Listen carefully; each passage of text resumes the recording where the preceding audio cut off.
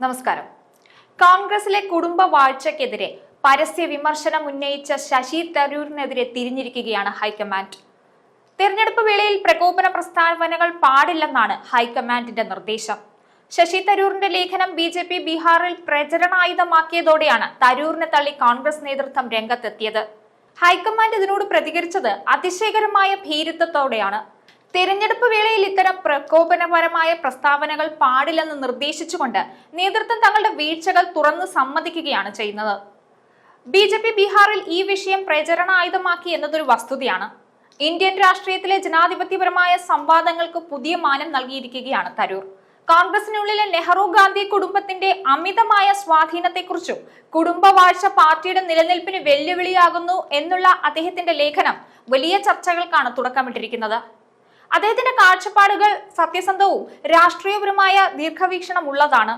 Party നേരിടുന്ന ഏറ്റവും വലിയ വെല്ലുവിളി യുവതലമുറയെ ആകർഷിക്കാൻ കഴിയാത്തതും നിലവിലെ രാഷ്ട്രീയ സാഹചര്യത്തോട് പൊരുത്തപ്പെടാൻ സാധിക്കാത്തതുമാണെന്ന് അദ്ദേഹം കൃത്യമായി ചൂണ്ടിക്കാട്ടി. കോൺഗ്രസിനുള്ളിലെ അമിതമായ കുടുംബവാഴ്ച ജനാധിപത്യ മൂല്യങ്ങളെ തകർക്കുന്നുവെന്നും രാഷ്ട്രീയ നേതൃത്വത്തെ ജന്മാവകാശമായി കണക്കാക്കുന്ന പ്രവണത തുടരുന്നുവെന്നും അദ്ദേഹം തുറന്നടിച്ചു.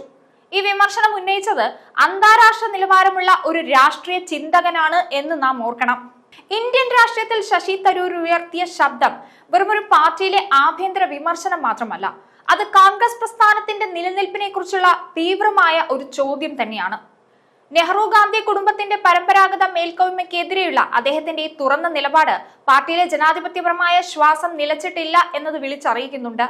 BJP ഈ ലേഖനത്തെ ബീഹാറിൽ പ്രചരണായുധമാക്കിയെന്ന ഒറ്റ കാരണത്താൽ കോൺഗ്രസ് നേതൃത്വം സ്വയം പ്രതിരോധിക്കാനാവാതെ തരൂരിനെ തള്ളി പറഞ്ഞു. അതായത് ബീഹാറിൽ കോൺഗ്രസ് തോറ്റാൽ അതിനുള്ള കാരണം തരൂറാണ് എന്ന രീതിയിലാണ് ഹൈക്കമാൻഡിന്റെ നിലപാട്. എന്തുകൊണ്ടാണ് കോൺഗ്രസ് നേതൃത്വം അതിനുള്ളിലെ ആഭ്യന്തര പ്രശ്നങ്ങൾ പരിഹരിക്കാത്തത്? ഒന്ന് ആലോചിച്ചു നോക്കൂ. 70 വർഷത്തോളം രാജ്യം ഭരിച്ച ഒരു പാർട്ടിയുടെ ഇപ്പോഴത്തെ അവസ്ഥ. വർഷങ്ങളായി കോൺഗ്രസിന് എന്തുകൊണ്ട് പ്രതിപക്ഷത്തിരിക്കേണ്ടി വരുന്നു എന്നതിന്റെ കൃത്യമായ ഉത്തരമല്ലേ ശശി തരൂർ നൽകിയത്? അദ്ദേഹം പറഞ്ഞതിൽ എന്താണ് തെറ്റ്? ഹൈക്കമാൻഡ് ശശി തരൂരിന്റെ വാ മൂടിക്കെട്ടാനാണ് ശ്രമിക്കുന്നത്. തെരഞ്ഞെടുപ്പ് സമയത്ത് പ്രകോപനപരമായ പ്രസ്താവനകൾ പാടില്ലെന്ന നിർദ്ദേശം നൽകിക്കൊണ്ട് നേതൃത്വം തങ്ങളുടെ നിലവിലെ രാഷ്ട്രീയ പാപ്പരത്വം സമ്മതിക്കുകയാണ് ചെയ്തത്. ഇതിനു മുമ്പും തരൂർ ഹൈക്കമാൻഡിന്റെ കണ്ണിലെ കരടായി മാറിയിട്ടുണ്ട്. ഇന്ത്യയിൽ ശുഭകരമായ മാറ്റങ്ങൾ ഉണ്ടാകുന്നുവെന്നും ഊർജ്ജസ്വലമായ നേതൃത്വത്തിന് കീഴിലാണ് ഇന്ന് സംഭവിക്കുന്നതെന്നും 2047 ഇന്ത്യ എന്ന വിഷയത്തിൽ ലണ്ടനിൽ സംഘടിപ്പിച്ച പ്രഭാഷണത്തിൽ തരൂർ പറഞ്ഞിരുന്നു.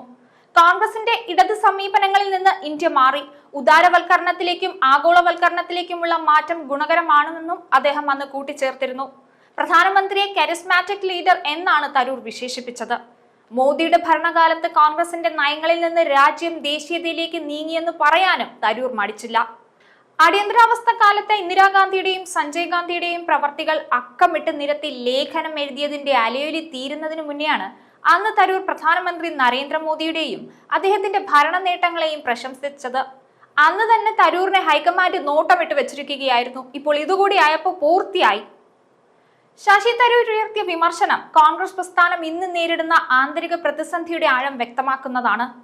നെഹ്റു ഗാന്ധി കുടുംബത്തിന്റെ അമിത സ്വാധീനത്തെ ചോദ്യം ചെയ്തതിലൂടെ തരൂർ ഏതെങ്കിലും ഒരു തിരഞ്ഞെടുപ്പിനെ ലക്ഷ്യമിടുകയല്ല, മറിച്ച് പാർട്ടിക്ക് മുന്നിലുള്ള അവസാനത്തെ രക്ഷാമാർഗത്തെയാണ് അദ്ദേഹം ചൂണ്ടിക്കാട്ടിയത്. ഹൈക്കമാൻഡ് എന്തുകൊണ്ടോ അതിനു നേരെ കണ്ണടയ്ക്കുകയും അദ്ദേഹത്തെ നിശബ്ദനാക്കാനുമാണ് ശ്രമിക്കുന്നത്.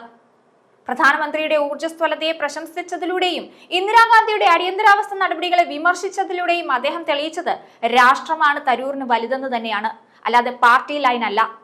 എന്നാൽ ഈ അന്താരാഷ്ട്ര ചിന്തകന്റെ അഭിപ്രായങ്ങളെ പ്രകോപനമെന്ന് തള്ളി പറയുകയും BJPയുടെ രാഷ്ട്രീയ ആയുധമാക്കുന്നതിനെ കുറിച്ച് ആശങ്കപ്പെടുകയും ചെയ്യുന്ന ഹൈക്കമാൻഡിന്റെ നിലപാട് അവരുടെ രാഷ്ട്രീയ ഭീരുത്വത്തെയും ദീർഘവീക്ഷണമില്ലായ്മയാണ് എടുത്തു കാണിക്കുന്നത്. സത്യം പറയുന്നവരെ ഒറ്റപ്പെടുത്തുന്ന ഈ കുടുംബ രാഷ്ട്രീയം യുവതലമുറയെ ആകർഷിക്കാനും കാലഘട്ടത്തിനനുസരിച്ച് മാറാനും കോൺഗ്രസിന് ഇനിയൊരിക്കലും കഴിയില്ല എന്നതിന്റെ വ്യക്തമായ സൂചനയാണ് നമുക്ക് നൽകുന്നത്.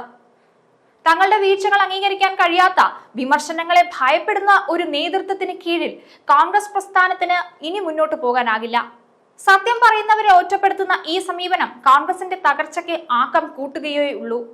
കാലത്തിന്റെ ഒഴുക്കിനനുസരിച്ച് മാറാനും കുടുംബത്തിന്റെ താക്കോൽ സ്ഥാനത്തേക്കല്ല, മറിച്ച് ജനാധിപത്യപരമായ മൂല്യങ്ങളിലേക്കും യോഗ്യതാധിഷ്ഠിതമായ നേതൃത്വത്തിലേക്കും തിരിച്ചു പോകാനും കോൺഗ്രസ് തയ്യാറാകാത്ത പക്ഷം ഈ പ്രസ്ഥാനത്തിന്റെ ചരിത്രം പഴയ പുസ്തകങ്ങളിലെ താളുകളിൽ ഒതുങ്ങിപ്പോകും എന്നതിൽ സംശയമില്ല. ന്യൂസ് ഡെസ്ക് ഈനാട് മലയാളം.